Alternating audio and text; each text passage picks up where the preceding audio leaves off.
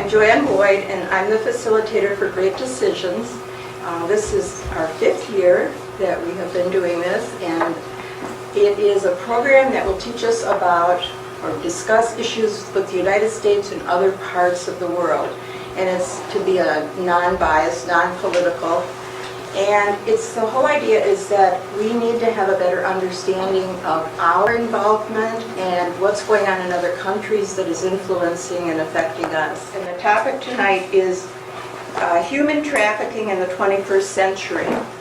And our speaker is Michelle Garnett-McKenzie. Returning person. And she is in a position to really give us a lot of information.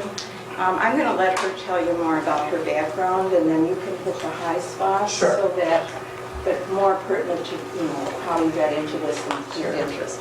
And it is going to be about immigration. It's going to be talking about trafficking, what that means, and we'll probably start with local and then also do worldwide, international questions. Thank you. Thank you.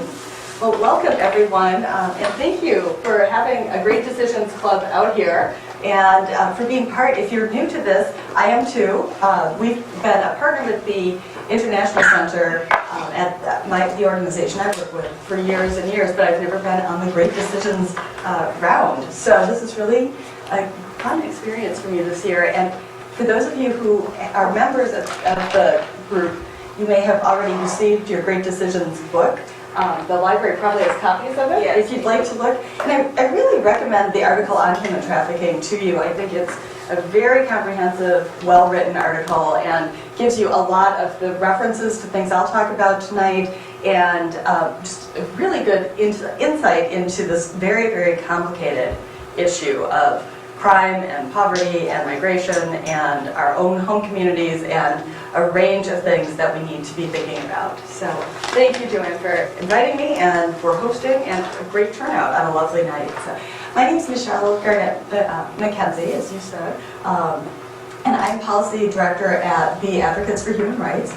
The Advocates for Human Rights is a local human rights organization. We've been in the Twin Cities for just over 30 years. And we were started very much in the spirit of a community response to human rights issues around the world. We had a small group of people who wanted to get more involved in international affairs and human rights policy, and had the capacity to do some volunteering. So we have been a volunteer-based organization since that time. And we work really on a multitude of issues. We have a team of about, I think we're at about 17 people right now in Geneva this week, including staff and volunteers, lobbying the United Nations on a variety of topics, including human rights issues from the US, but also issues around ending violence against women, which is one of our priority areas, death penalty abolition, which is another area that we do work on, particularly with partners in other countries where death penalty practices are really very, very different. And very broad, and working on engaging diaspora communities, migrant communities who come to the United States, human rights defenders in other countries, in order to really help them engage in human rights accountability, building better democracies in their home countries, being able to promote and protect their human rights. Our mission really is to strengthen civil society and reinforce the rule of law through international human rights standards.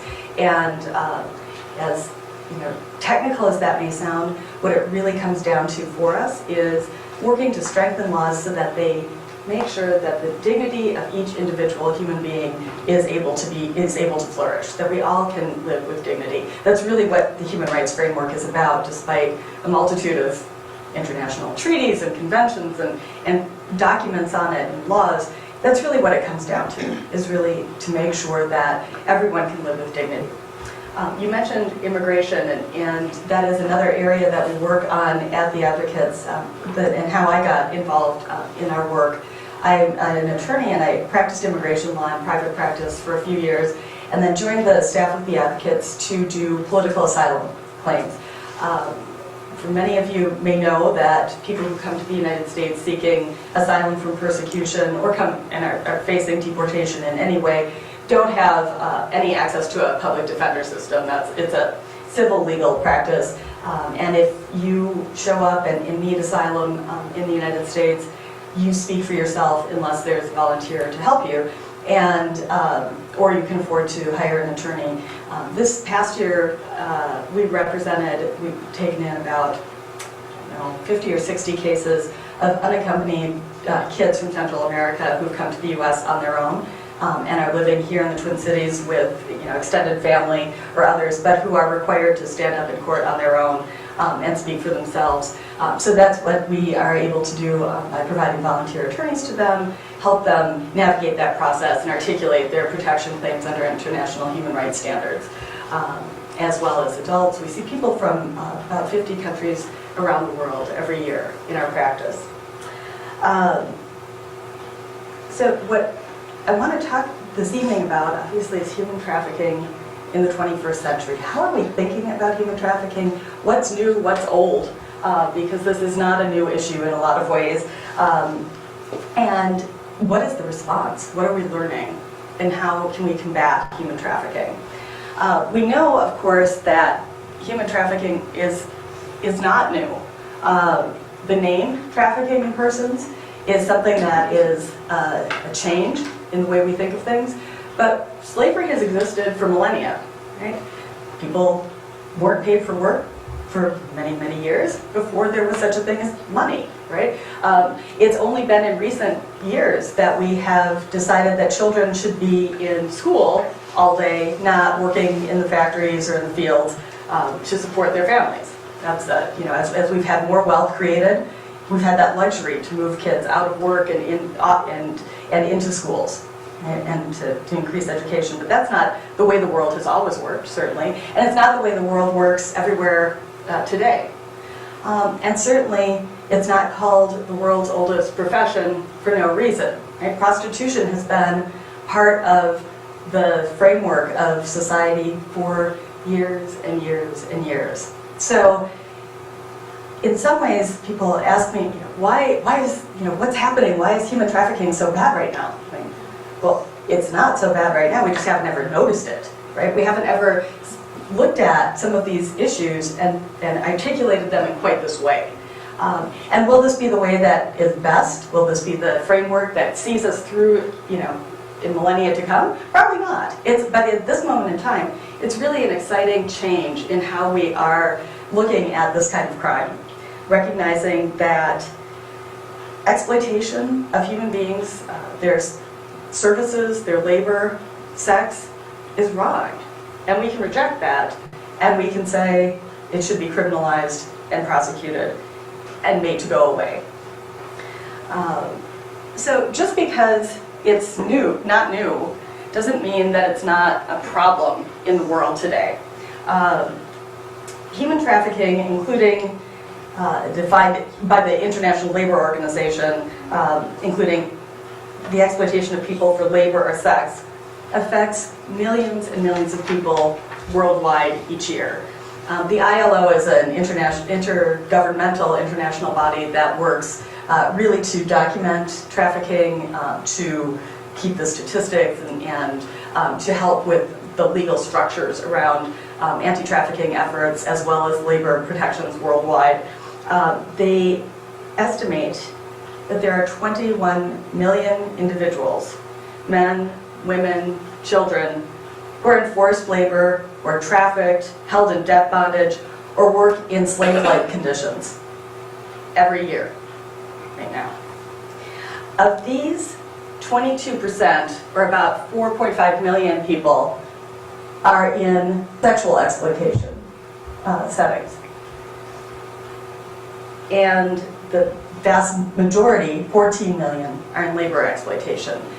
The third category is state-sponsored trafficking or forced labor, where, for instance, the country of Uzbekistan has a very large cotton industry that is harvested almost entirely by forced recruits, forced people who are just taken off the streets to go harvest the cotton every year and not paid. That's just kind of what the state requires of you. So if you don't like paying taxes, just think you could be picking cotton instead, and maybe it's not so bad to just give them a fee. But the vast majority of the world's trafficked persons are involved in labor exploitation. The ILO, though, has gone on to look at the economic impact of human trafficking. And they've done this for a number of years, but recently, last year, reevaluated the formula they use to calculate human trafficking numbers. And it's not, you may see just some lumps there. The striking thing is by sector. The very highest profit per victim is that of the person in sexual exploitation, who earns the trafficker just a little over $21,000 per year per victim on average. The least lucrative, if you are deciding to traffic humans, this is not the area you want to invest your trafficking power in, is domestic work at about $2,300 per person. And this sort of makes sense. What we see in domestic labor is often somebody paying off a debt from a family, one family to another. They send over a daughter to work in a house in another country, or you can't afford to feed all the kids, so you send them abroad to another place. We have lots of folks who live from both East and West Africa who end up working in the Middle East and in the Gulf states in domestic labor. It's not really a lucrative money-making venture, but sexual exploitation is. And that perhaps is driven by how that industry works. The estimates are that about $150 billion annually are achieved through forced labor, are yielded. Because of course you make more money if you don't have a cost of paying labor. That makes sense, right? But about 2/3 of those profits, 99 billion, are in sexual exploitation in the sex industry. Trafficking it's defined as a crime, first and foremost, under our modern legal systems. It's a business, but it's also a crime. Right? There are a lot of businesses that are not legitimate businesses out there, and this really falls within that framework. Guns and drugs, illicit gambling, all are part and parcel of what we think of when we think of the mafia, right? If you think back to old Godfather movies, what were they doing? Running drugs, or running liquor, and running women.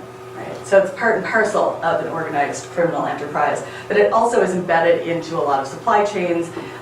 It may be the result of conflict or war. It may be the result of other kinds of operations that are out there. Maybe small scale, mom and pop operations, or it might be an actual corporate structure that is really investing in this. But any of that is share a common definition either at the international, the federal, or the state level. There are minor differences amongst those, but trafficking in persons is really characterized by being a crime of violence and predation, preying on people's vulnerabilities, looking for that, because that is what gets somebody into the trafficking field, labor market. It's defined essentially by exploitation and by fear. It is described by some as, again, an offer you can't refuse, an offer of labor that you can't refuse. The difference between smuggling and trafficking is illustrated, by a fairly simple exercise. If the smuggler drives you to your destination and you pay him $1,000 and you get out and leave and go figure out what you're going to do next, you've been smuggled. If the smuggler drives you to your destination and hands the bill for $1,000 to your new boss, and you have to work off that debt before you can walk away from that destination, you've been trafficked. And that's really the definition that the U.S. federal government uses. Ambassador Sita Baca, who's our ambassador at large on human trafficking, has used that to kind of just draw that distinction between these. It really is about three things: action, means, and purpose. What did the trafficker do with the victim? Did they recruit them? Did they entice them? Did they harbor, keep them in shelter? Did they transport them? Did they provide them to someone else? Did they obtain them from someone else? That is the means. They're the action. And that is indicative of human trafficking. Those are the kinds of questions that law enforcement asks. Second is the means. How did the victim get brought into this situation? Often, federal law refers to force, fraud, and coercion. Minnesota law says by any means. So the person brought into a trafficking situation by any means is a victim of human trafficking. Both recognize that you can't consent to your exploitation. That consent alone doesn't make it okay or make it not a crime for the perpetrator. So just because I say, okay, I'll pay off my family's debt by going into prostitution, doesn't mean that the trafficker is absolved of criminal liability. They're still committing a crime. And so it's important to keep those different actors in mind. And it's really important as we start to try to break apart how we conceive of prostitution, because that is definitely a crime that we think of with two criminal actors, the pimp and the prostitute. We often forget about the third criminal actor. Anybody? Yes, the sex buyer, who is also committing a crime, but is not as easy to catch.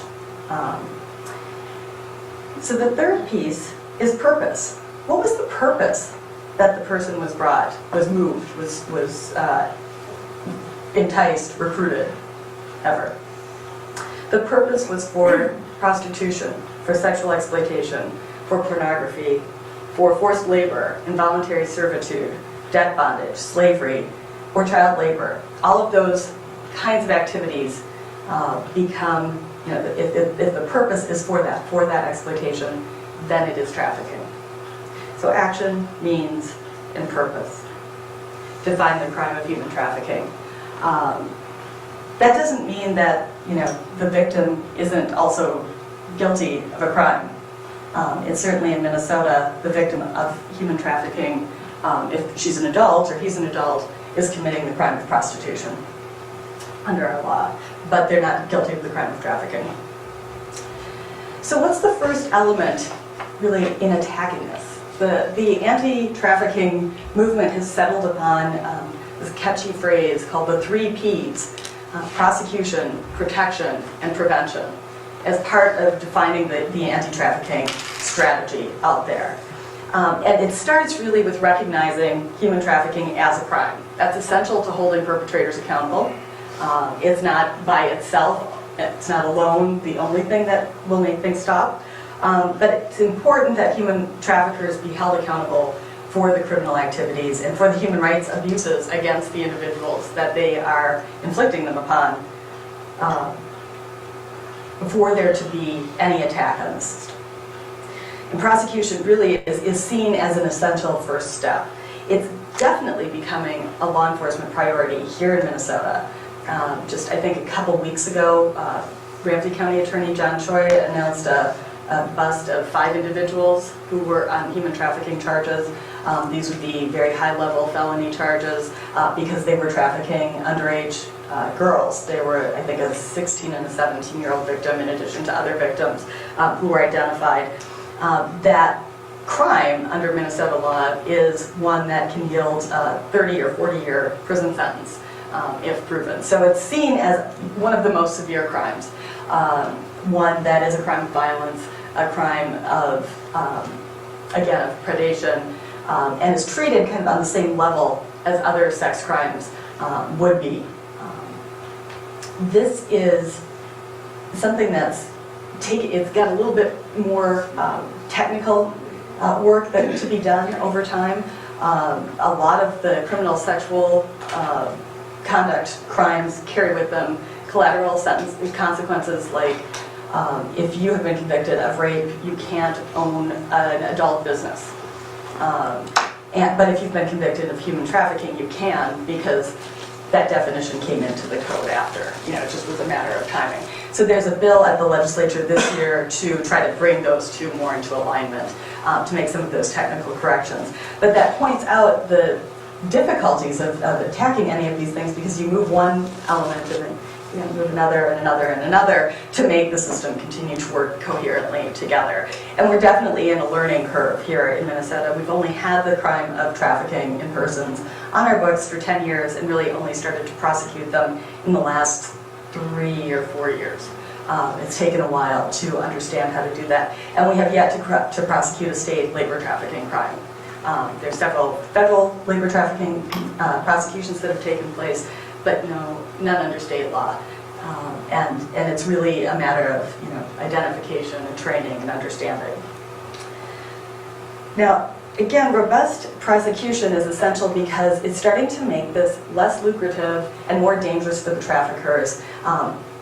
And that's really important to stopping this in its tracks. In large part, this behavior was expanding because crimes, the penalties for human trafficking were so low or non-existent, or law enforcement just didn't notice it was happening, that people in gangs, in organized criminal enterprises, saying, God, if I get busted carrying a lot of drugs, I go to jail. But if I get busted walking down the street with a woman, I don't. That makes sense. Let's have more of those where there's no criminal penalty, and have her carry the drugs instead. And of course, you can only sell drugs or guns one time, and then you have to get a new one and bring it in. But you can sell a human being over and over and over again until that person is used up and no longer of value on the sex market. Because there's always another person, you can replace them, but you don't have to do that nearly as frequently. And you can have them do some of the work for you. You can have your victims keeping the other girls in line. You can have the victims peer recruiting and bringing others on board, because she's got to earn her keep. And if she is bringing in money through trade, but also bringing in new recruits, then she's more protected within the organization. Now that may account for why human trafficking or sex trafficking makes up such a great proportion of the profits worldwide, because of that sort of renewable resource that is the human being. But we know that criminal prosecution alone, while important and essential, is not the only thing that will help combat human trafficking. And the second leg of the stool is really around protection. The protection mechanism and the requirement under the Palermo Protocol, which is the international legal framework out there that kind of articulates the different components of an anti-trafficking strategy, really calls upon states, the United States, the state of Minnesota, to ensure that trafficked persons have access to counsel, have witness protection if necessary, reparations, rehabilitation services, other protections that are needed to rebuild their lives. That we can't just take a trafficking victim out of the situation they're in and say, good luck, trafficking victim, who is, a foreign guest worker in Qatar, good luck getting home. You don't have a passport, you don't have any money because you haven't been paid. We have to provide the mechanism that makes rescue feasible. It requires states to protect victims from prosecution without conditioning that protection on their cooperation with law enforcement as well. So this is the second component. Not only do we have to provide protection to the victim, but we have to make that unconditional. It's like a parent's love, The fact that they did something wrong, that they're in the country illegally, that they were engaged in prostitution, cannot make you not give them protection. And you can't condition that protection on their testifying against the perpetrator. It's important for several reasons. One is that people make really, they need to make personal decisions about the safety of themselves and their family when they decide to testify against a trafficker. Particularly in international operations, more around the labor trafficking issues, there can be threats against family members that the U.S. authorities have absolutely no capacity to protect against. Can you force the victim to testify if she knows that her daughter will be killed back home? And we can't do anything about that? So that is not a realistic situation, and we have to have victims able to step forward, because if they don't, we're failing in our obligations to protect those victims. But we see those threats, that kind of manipulation against people here in the U.S. as well. One girl who is a Minneapolis resident described how she wanted to get out. She told him she was done, she didn't want to continue. He said, oh, sure, baby, that's fine. Meet me for breakfast, let's talk. And when they showed up for breakfast, he had her little sister with him, right? So what's the message? You know, that's fine if you want to quit. Right? It doesn't work that way. So offering realistic protection is important. And making sure that's not conditioned on their cooperation is essential, but not always the case. When we started working on Minnesota's safe harbor law several years ago, we sat down with some judges and prosecutors and with this concept of what if we did not prosecute children who were prostituted for prostitution crimes? What if we said they're victims of a crime and that they're not delinquent youth? And we took delinquency off the table for that category of crime. And the prosecutor said, well, we have to be able to threaten the witness, we have to be able to threaten the girls in order to get them to testify against their guilt. And as one of my colleagues pointed out, how's the threatening the witness going? Is that working? Getting good testimony. But also, you know, if that's our starting point, we have to find a better way. That, you know, we shouldn't premise our strategies on threatening children. So that was a bad starting point. But it's evolved into something that really has realistic protections in them. The way that the safe harbor law came about really was a fascinating experience in collaborative, interdisciplinary, multi-jurisdictional approaches. Safe harbor, as I said, took off the table the option of prosecuting under delinquency proceedings a child who's under 18 on prostitution charges. It doesn't take off the table prosecuting that child for other crimes that they may have committed and going delinquency adjudications for other crimes. So that remains a tool that law enforcement has and an accountability measure that's necessary. But it started a discussion about what do we do if we don't prosecute? What if we do if we don't adjudicate her delinquent? Because it turned out that Minnesota had, for years, had prostituted kids in our child protection code. They've been listed as a child in need of protection and services since 1972 or 73 when was that created. But counties said, no, you know what, they're not children in need of protection and services. This is an intra-family violence. These are bad kids, these are delinquents. And the state really evolved so that that was our response. We did not respond, we didn't build out any mechanisms for this population.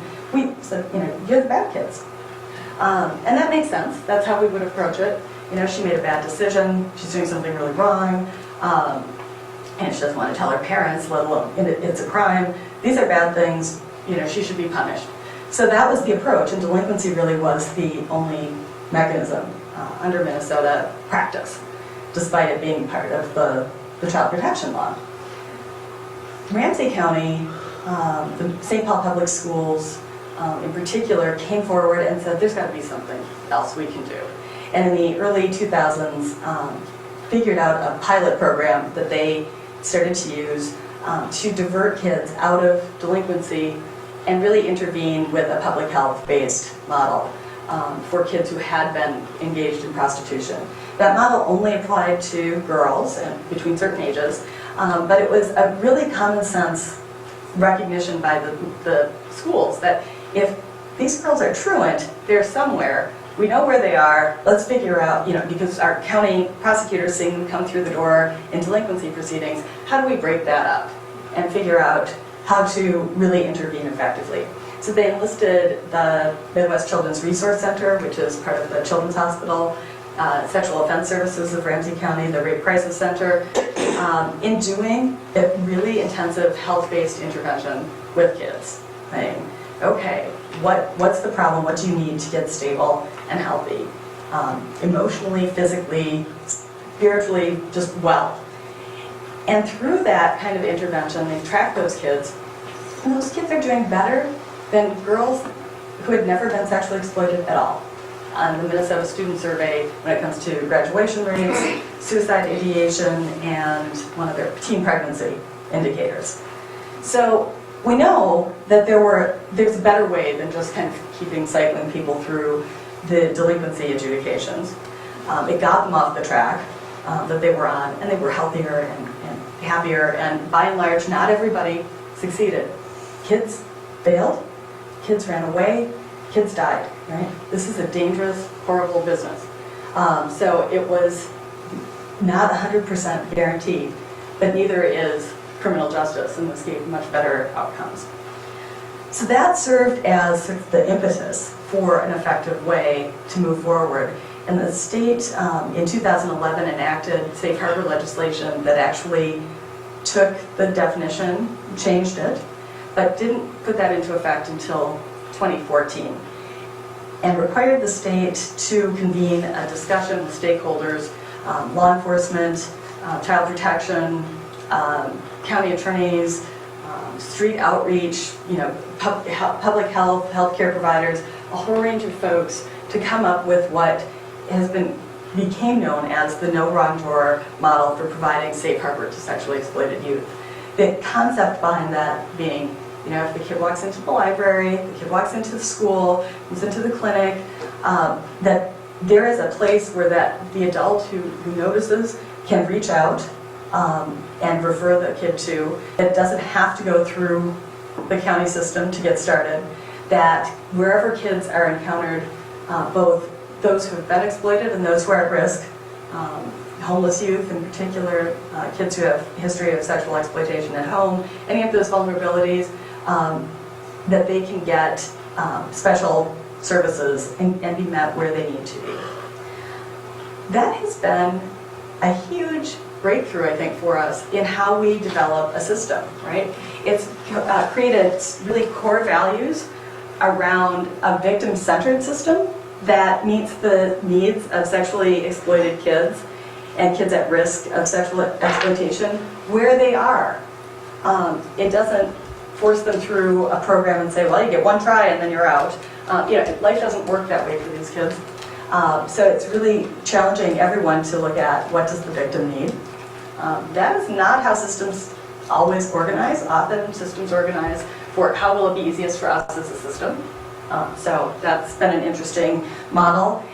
And it's created a very slim little statewide system with one state employee, a statewide director at the health department, 8 contractors who are regional navigators in different nonprofits around the state, and some training, particularly this year for law enforcement and other industries. So it's been fairly easy to administer. I think the cost on it was about $13 million over a 2-year period, including ramp-up costs. So it's not a huge investment for a savings that was estimated at about $32 or $34 for every $1 spent on the prevention efforts.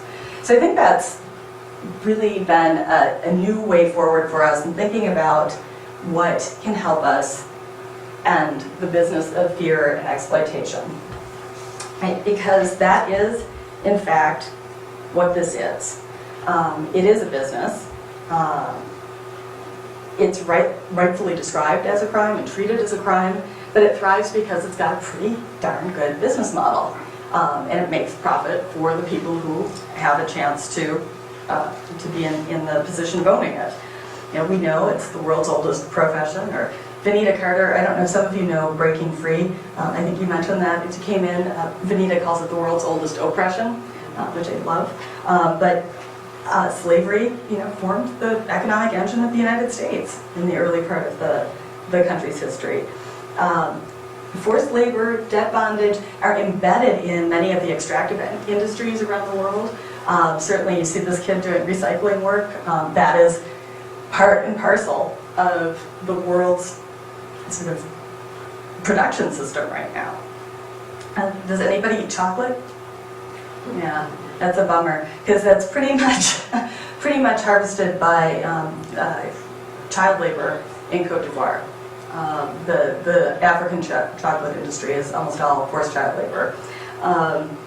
So it's very, very complicated in supply chains. It's very complicated to manage. Corporations have tried to develop corporate responsibility processes that try to track where the items come from, but is it really possible to find, where did that piece of metal come from? We all remember the blood diamonds and the conflict diamonds in the Liberian conflict and Sierra Leone conflict, where how do you know which diamond is which? Because once it's out of the ground, it looks like any other diamond, right? And so developing mechanisms can be very time-consuming and difficult. But it's also embedded in cultural practices that we have. There are fostering traditions in many countries where kids are sent to foster in a richer family's home and essentially work as the household servant for that family. The Trafficking in Persons report that's prepared by the State Department every year gives the example of the Japanese government's technical intern training program, which is intended to develop technical expertise for participants around the region. It results in foreigners being brought into Japan to work as low-skilled laborers and exposed to very harsh conditions and forced labor at very low pay, brought in on a legal immigration option. It's the use of children to smuggle undocumented folks across the U.S.-Mexico border. That kids are recruited by the coyotes, by the gangs, the cartels, to move the people to serve as the guides. I don't know what that is. That's exciting. Something's restarted. I think it'll finish up. To serve as the guides. Children who are forced into illegal enterprises like alien smuggling are victims of what is considered by international law as the worst form of child labor, forcing a kid to commit a crime. And it's certainly prevalent in low-wage industries here in the U.S. Law enforcement, as I mentioned, has been struggling to get their heads around labor trafficking in Minnesota, but the Rochester police were telling me about how they've been trained and they've been starting to go after restaurants, and the training they received for certain Asian restaurants is wait outside the back till the white van pulls away from the building and follow it, because it's taking the workers from each of the restaurants to the house where they're being held. And those workers are on a circuit around the U.S. so that they can't develop ties, here. And they move from restaurant to restaurant around until their debt is paid off. And a smuggling debt for a snakehead out of China is probably $40,000, right? So that's going to be a long time. When I worked down in Arizona, I worked for the immigration court in Arizona and Nevada in the mid-1990s, and we had a juvenile detention center down there where kids who had been found either trying to cross the border or had been taken out of situations that didn't have parents were housed while they were being deported. And we had, one more time. I think it's just the main system restarting. For those of you watching at home, we're having a technical night tonight. But we saw children from India who'd been sent by their parents to come into the U.S. These little boys were 8, 7, and 4 by themselves. We saw Chinese kids who were taken out of labor in New York City and moved down to Arizona to the detention center where their smugglers, they had to be in a locked facility because the smugglers would try to take them off the premises because they needed them back working. So it's embedded in lots of places.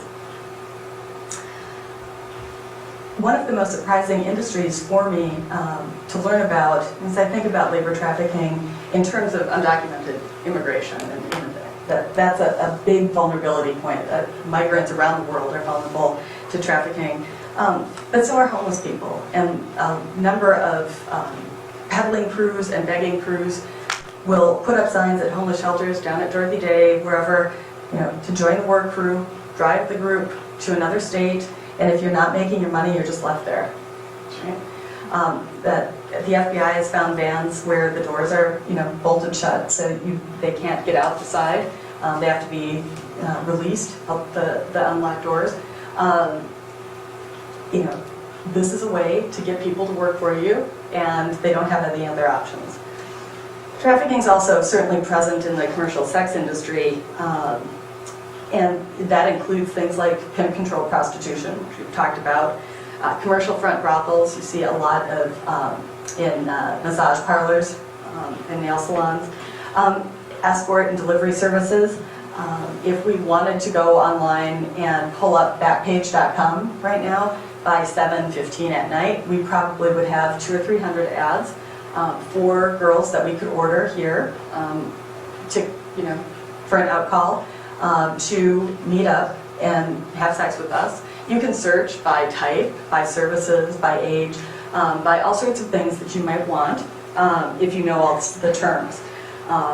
Down in Mankato, the police were recently talking at a convening that was held on Safe Harbor last week about some relationships that they've made with some women in prostitution who could help them decipher all of the ads so that they could put up effective bait ads and get people to sign on.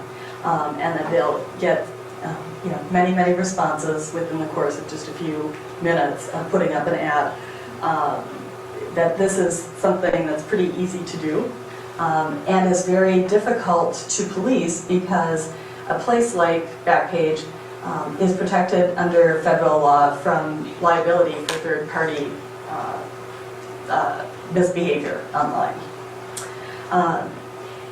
Nowhere really is the business model, though, more starkly depicted around human trafficking than in a report that came out just last year called Mapping the Market for Sex with Trafficked Minor Girls in Minneapolis. It was written by a professor at the University of Minnesota and an independent researcher to really go through interviews with trafficked persons, with people in law enforcement, and to pull apart Minneapolis public police department data over a 5-year period and look at who was arrested, where did the victim come from, where did the trafficker come from, where did the sex buyer come from, if they had that information, and to really map out what this looked like.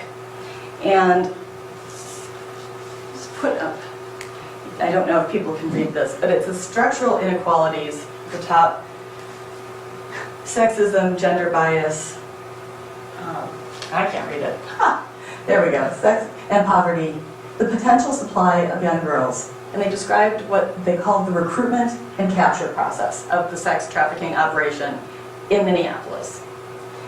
That there is a need to figure out who goes in that funnel at the top. How do you find the girls who might be able to be in your potential supply? And then how do you sort them? Because not all girls are the same. Not all people appeal to the same customer. And so the operations, in a very sophisticated way, often involving different pimps talking to each other to figure out, I need one of these, you need one of those, trading people off. Look at escort services, which you typically think of getting somebody to come to your house, brothels or brothel-like situations that may be in private houses, they may be in commercial front buildings, street prostitution, so the tried and true standard, and then an area that they really were surprised to find so much of, the closed sex buyer networks. These are relationships of men who know each other. They have an existing relationship with one another, might work in the same industry or have some other common connection, where somebody arranges to get girls into the network and then they're only used by those men. So you have clean girls. The most public one of these that was busted several years ago was the Nice Guys. That was run by an assistant Hennepin County attorney. And the locations used were townhouses in, I think, Eden Prairie and some other suburban locations. So, the value was sold on clean.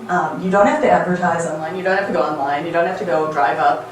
Nobody wants to do that. That you can have these arrangements so that sex is on demand, but in most convenient way possible and with the least risk. And those are the girls that, that get the highest prices for their pimps. But as you kind of churn through, you might fall down the ladder and find yourself more in the street-based prostitution. They talk too about the recruitment and capture process and how girls are brought into the system. Talking about several different methods that were very clear in the research as they went about it.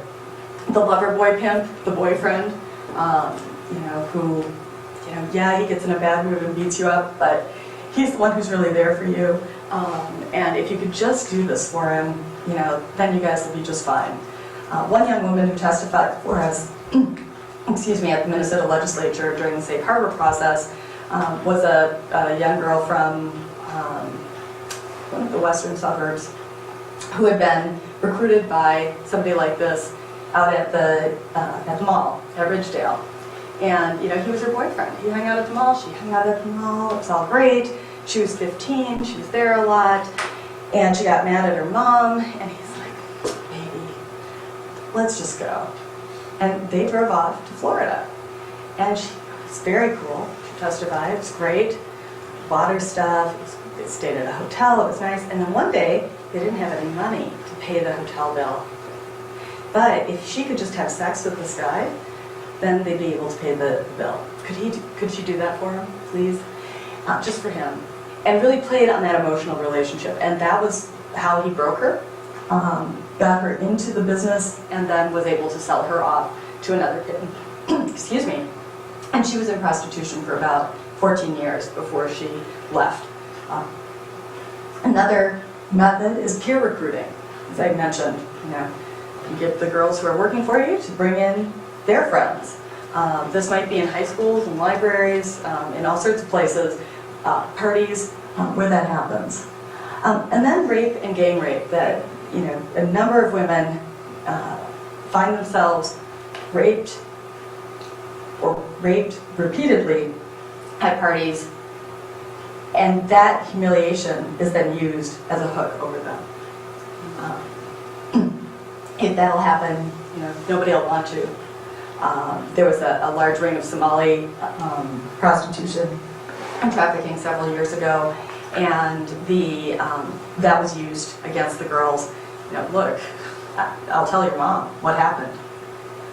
So that can be a problem.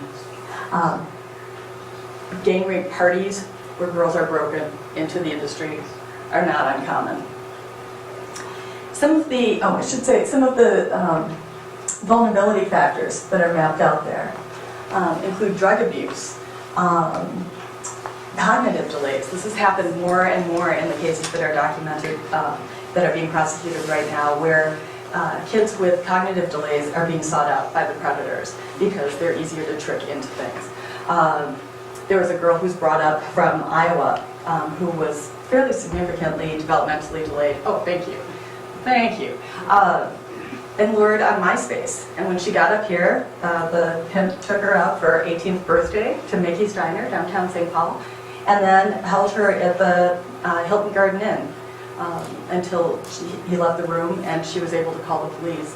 And we've heard the 911 tape of her sobbing for help, and he was prosecuted. But it took, she was apologizing. Sorry to my mom, I didn't know what I was doing, and should never have been in that situation. And she'd come up because he made a false promise to her. They also track recruitment locations, and I bring this up for those of us who, this isn't our day job. Working with youth, we may encounter them in some ways, but where are kids recruited? Parties, malls, abandoned buildings or detention centers, but also libraries, shelters, parks, schools, places we want kids to be. So it's important to build an infrastructure, and make sure that librarians and educators have the resources they need to be able to spot where there's trouble and get kids referred where they're going and where they need to go. because this is everywhere. This is our community where this recruitment takes place. Which is really alarming. I have a 10-year-old boy, and where should he be? So,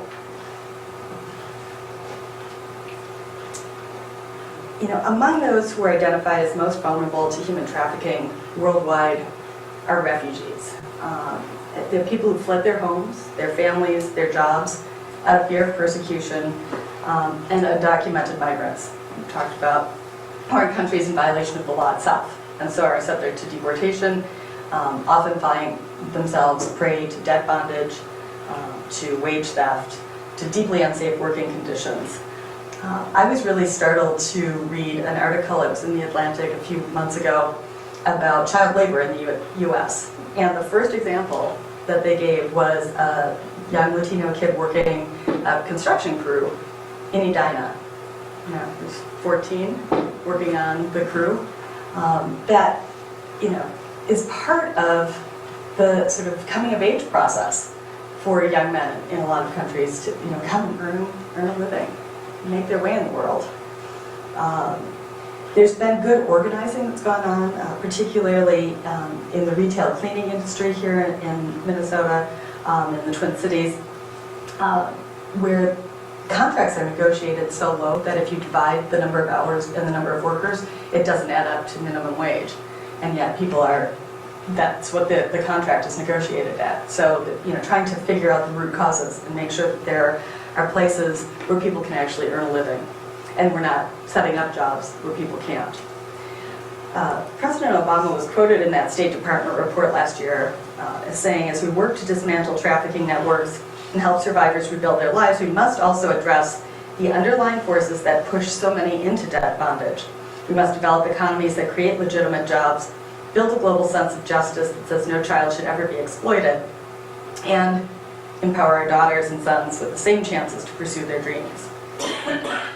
That's great. We should, but it's really hard. Do we question the workers who show up to install our carpet in our homes and say, are you being paid a fair wage? When we don't know who in that room is the crew leader and who is making money off his colleagues and how much they're being paid. I just had this happen. Ordered carpet, had it installed, these guys show up. Oh God, I know this isn't right. But do I intervene? Do I ask? No.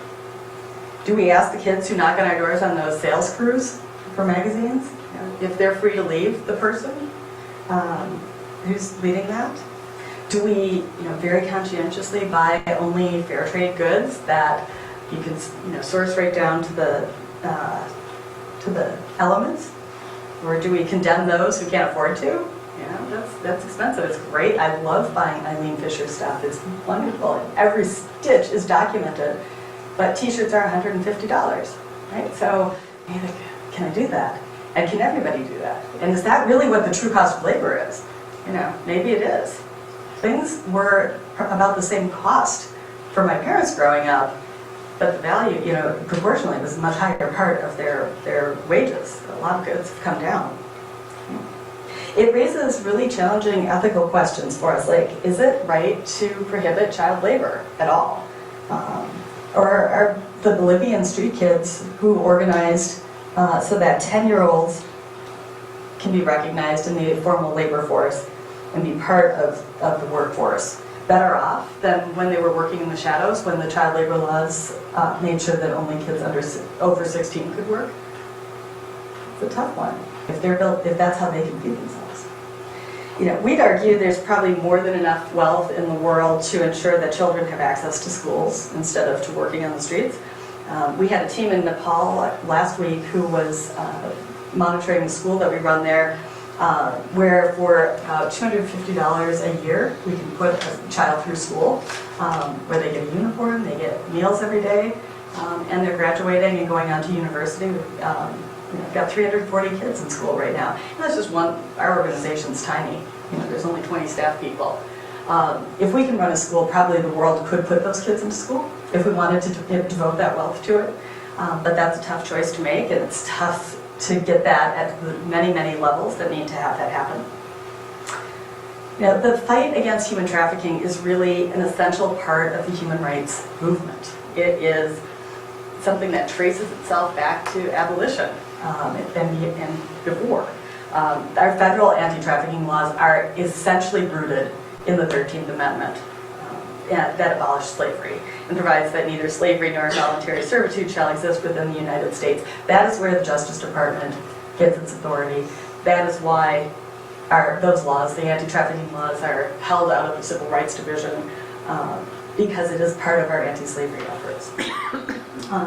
This really calls on us all to change the culture of tolerance for human trafficking, to really be committed to prosecution, prevention, protection, and creating a partnership that can address all of these levels. It calls on those supply chain management practices and asking the questions of the suppliers and of the retailers. Where did you get that? And calling for that to change, for not being okay with the chocolate being harvested by small children.